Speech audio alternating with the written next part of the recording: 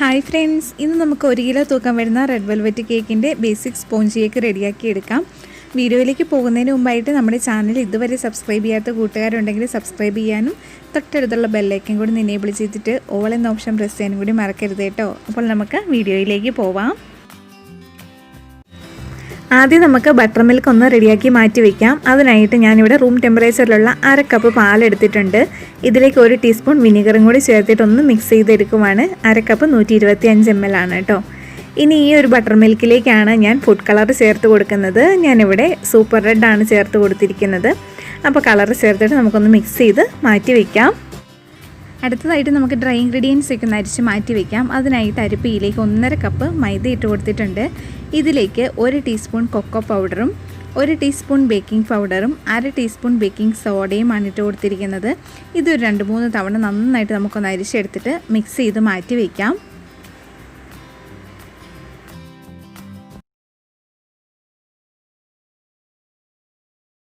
അടുത്തതായിട്ട് ഞാനൊരു ബൗളിലേക്ക് 4 മുട്ട പൊട്ടിച്ചൊഴിച്ചിട്ടുണ്ട്. ഞാനിവിടെ ഇലക്ട്രിക് ബീറ്റർ വെച്ചിട്ടാണ് ബീറ്റ് ചെയ്തെടുക്കുന്നത്. ബീറ്റർ ഇല്ലാത്തവർക്ക് മിക്സിയുടെ ജാറിൽ ബീറ്റ് ചെയ്തെടുക്കാം. ആദ്യം മുട്ട ഒന്ന് പതഞ്ഞ് വരുന്നത് വരെ നമുക്ക് ലോ സ്പീഡിലൊന്ന് ബീറ്റ് ചെയ്തെടുക്കണം.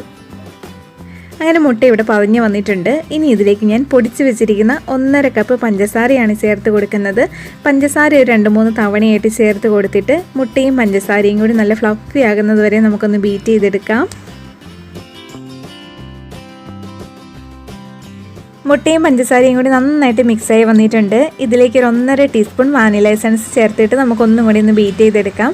മുട്ടയുടെ മണം മാറി കിട്ടാൻ വേണ്ടിയിട്ട് ഹൈ സ്പീഡിൽ തന്നെ ഒരു 30 സെക്കൻഡ് നമുക്കൊന്ന് ബീറ്റ് ചെയ്തെടുക്കണം. ഈ ഒരു മിക്സിലേക്ക് ഞാനൊരു 1/3 കപ്പ് വെജിറ്റബിൾ ഓയിൽ ഒഴിച്ച് കൊടുക്കുവാണ്. ഞാനിവിടെ സൺഫ്ലവർ ഓയിലാണ് എടുത്തിരിക്കുന്നത്. നിങ്ങൾക്ക് ഏത് വെജിറ്റബിൾ ഓയിൽ വേണമെങ്കിലും ഒഴിച്ച് കൊടുക്കാം. ഈ കൂടെ തന്നെ നമുക്ക് റെഡിയാക്കി വെച്ചിരിക്കുന്ന ബട്ടർ മിൽക്കും കൂടി ഒന്ന് ഒഴിച്ച് കൊടുക്കാം. ബട്ടർ മിൽക്കും ഓയിലും മിക്സ് ആകാൻ വേണ്ടി മാത്രം ലോ സ്പീഡിൽ നമുക്കൊന്നും കൂടി ഒന്ന് ബീറ്റ് ചെയ്തെടുക്കണം. കളർ ആയില്ലെന്നുണ്ടെങ്കിൽ നിങ്ങൾ കുറച്ചും കൂടി കളറൊന്ന് ചേർത്ത് കൊടുക്കണം കേട്ടോ. അങ്ങനെ ബട്ടർ മിൽക്ക് ഓയിലൊക്കെ ഇവിടെ മിക്സാക്കി എടുത്തിട്ടുണ്ട്. ഇനി നമുക്ക് അരിച്ച് വെച്ചിരിക്കുന്ന ഡ്രൈ ഇൻഗ്രീഡിയൻസ് കുറച്ചായിട്ട് ചേർത്തിട്ട് കേക്കിൻ്റെ ബാറ്റർ റെഡിയാക്കി എടുക്കാം.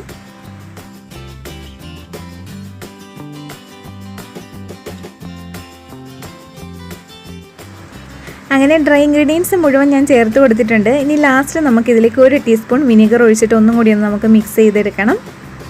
അങ്ങനെ കേക്കിൻ്റെ ബാറ്റർ ഇവിടെ റെഡി ആയിട്ടുണ്ട്. ഇത് ബേക്കിംഗ് ടിന്നിലേക്ക് ഒഴിച്ച് കൊടുക്കാം. ഞാനിവിടെ 8 ഇഞ്ചിൻ്റെ ബേക്കിംഗ് ടിന്നാണ് എടുത്തിരിക്കുന്നത്. അതിൽ കുറച്ച് ഓയിൽ ഒഴിച്ചൊന്ന് സ്പ്രെഡ് ചെയ്തതിന് ശേഷം ബട്ടർ പേപ്പർ ഇട്ട് വെച്ചിരിക്കുന്നതാണ്. 180 ഡിഗ്രി സെൽഷ്യസിൽ 10 മിനിറ്റ് പ്രീ ഹീറ്റ് ചെയ്ത് OTG ഓവനിൽ ഒരു 40 മിനിറ്റാണ് ഞാൻ ബേക്ക് ചെയ്തെടുക്കുന്നത്. ഓവൻ ഇല്ലാത്തവർക്ക് കുക്കറിലും സോസ് പാനിലും ബേക്ക് ചെയ്തെടുക്കാം. അങ്ങനെ നമ്മുടെ 1 കിലോ തൂക്കം വരുന്ന റെഡ് വെൽവെറ്റ് കേക്കിന് ആവശ്യമായിട്ടുള്ള ബേസിക് സ്പോഞ്ച് കേക്ക് ഇവിടെ റെഡിയായി വന്നിട്ടുണ്ട്. കേക്ക് തണുത്ത് വന്നതിന് ശേഷം ഞാനിവിടെ ഒരു 3 ലെയറായിട്ട് കട്ട് ചെയ്തെടുത്തിട്ടുണ്ടായിരുന്നു. എനിക്ക് റെഡ് വെൽവെറ്റ് കേക്കിന് ഓർഡർ വരുമ്പോഴെല്ലാം ഞാൻ ഈ ഒരു രീതിയിൽ തന്നെയാണ് സ്പോഞ്ച് കേക്ക് റെഡിയാക്കി എടുക്കുന്നത്. ബിഗിനേഴ്സിനൊക്കെ ഈ ഒരു വീഡിയോ എന്തായാലും യൂസ്ഫുൾ ആകും. ഈ ഒരു റെസിപ്പി ഇഷ്ടപ്പെട്ടാൽ ലൈക്ക് ചെയ്യാനും ഷെയർ ചെയ്യാനും കൂടി മറക്കരുത് കേട്ടോ. പിന്നെ നമുക്ക് ഒരു ഗ്രൂപ്പുണ്ട്, മന്ന കിച്ചൻ എന്ന ഫേസ്ബുക്ക് ഗ്രൂപ്പിൽ എല്ലാവരും ജോയിൻ ചെയ്യണം. ഫേസ്ബുക്ക് പേജായ മന്ന ഹോം മെയ്ഡ് കേക്ക്സ് ലൈക്ക് ചെയ്യാനും കൂടി മറക്കരുത്. അതിൻ്റെ 2ൻ്റെയും ലിങ്ക് താഴെ ഡിസ്ക്രിപ്ഷൻ ബോക്സിൽ ഞാൻ കൊടുക്കാം. നിങ്ങളുണ്ടാക്കിയ കേക്കിൻ്റെയൊക്കെ ഫോട്ടോ മന്ന കിച്ചൻ എന്ന ഗ്രൂപ്പിലേക്ക് പോസ്റ്റ് ചെയ്യാനും കൂടി മറക്കണ്ട കേട്ടോ. അപ്പോൾ വേറൊരു റെസിപ്പി ആയിട്ട് നമുക്ക് വീണ്ടും കാണാം. താങ്ക്